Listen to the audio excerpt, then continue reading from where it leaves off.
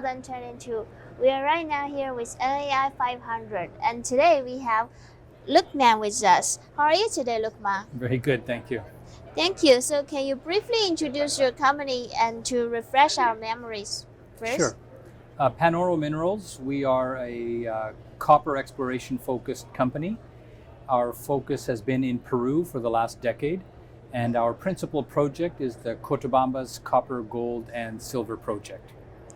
So you seem to get quite busy over the last period. So please tell us the latest updates of your recent project, Cotabambas. Sure. We have just commenced the drilling program that will feed the pre-feasibility study. So this year we have some 16,000 meters of drilling, approximately 12,000 of infill drilling, and 4,000 meters of step-out drilling.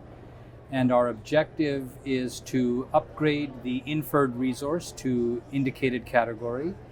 We expect that along the way we will be adding more high-grade mineralization to the resource. And we expect to complete the drilling around the end of the year. And after the drilling is complete, we will update the resource. And then in parallel with that, move ahead with the engineering work required for the pre-feasibility study. Yeah. So talking about, can you elaborate on the feasibility study? Sure. The preliminary economic assessment on the project was completed in 2015. Since 2015, we have done some step-out drilling and have identified 3 other satellite deposits, the Maria Jose, the Petra David, and the Chaupec targets. So in that drilling, we identified additional sulfide and oxide mineralization. So the pre-feasibility study, the objective is not only to take what was included in the PEA and engineer that to pre-feasibility level, but rather to add more oxides and look at the different alternatives for processing those oxides, because currently most of those oxides are treated as waste. So we'll look at processing those oxides, increasing the copper, gold, silver recoveries. Then we'll do some more metallurgical testing on the transition zone material that should again increase further recoveries.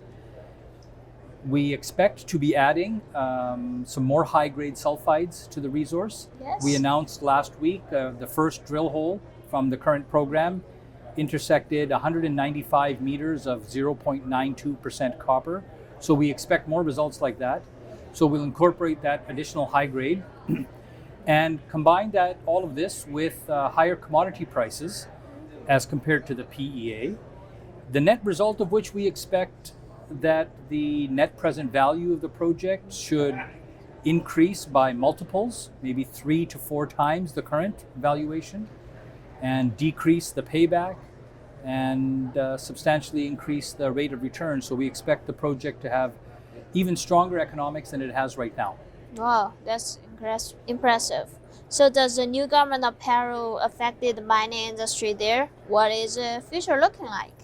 Sure. The current government has injected a level of uncertainty around the country and the political management of the mining sector.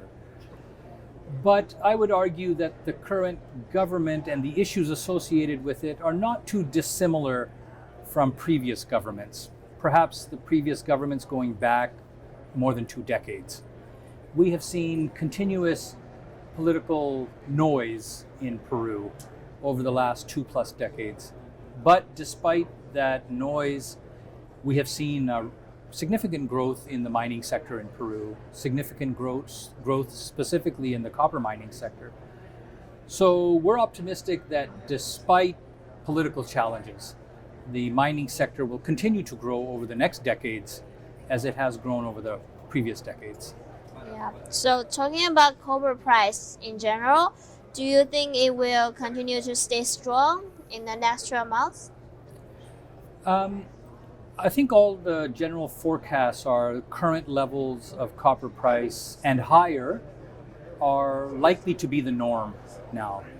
The supply-demand fundamentals around copper are pretty strong. There's increased use of copper in the renewable energy, electric vehicle, battery technology area that should drive on a sustainable basis the increased demand for copper. And it is not getting any easier to find, develop, and permit new copper mines. So this structural gap in the copper space, more than just the next 12 months, more than just the next number of years, we could be at the start of a new era for copper, where copper's intrinsic importance for urbanization and industrialization of the world will lead to sustainably high copper prices off into the future. True. So are you looking for any partner to work with on this project or other projects? Currently, we are fully funded for our project all the way through to feasibility. So that is some $50 million of investment that we already have the funding in place. Now, the project eventually will be approximately a $1.5 billion investment to build the mine. That is the next phase of the mine that we are looking at, where we think that joint venture partnership or potentially the sale of the Cotabambas project would be the best way to guarantee the rapid development and construction and operation of this mine. So we're focused on the pre-feasibility and feasibility work, which is fully funded, but we're looking out a number of years at potential partnerships that will allow the rapid development of Cotabambas. For sure. So do you think you're, undervalued now, and why?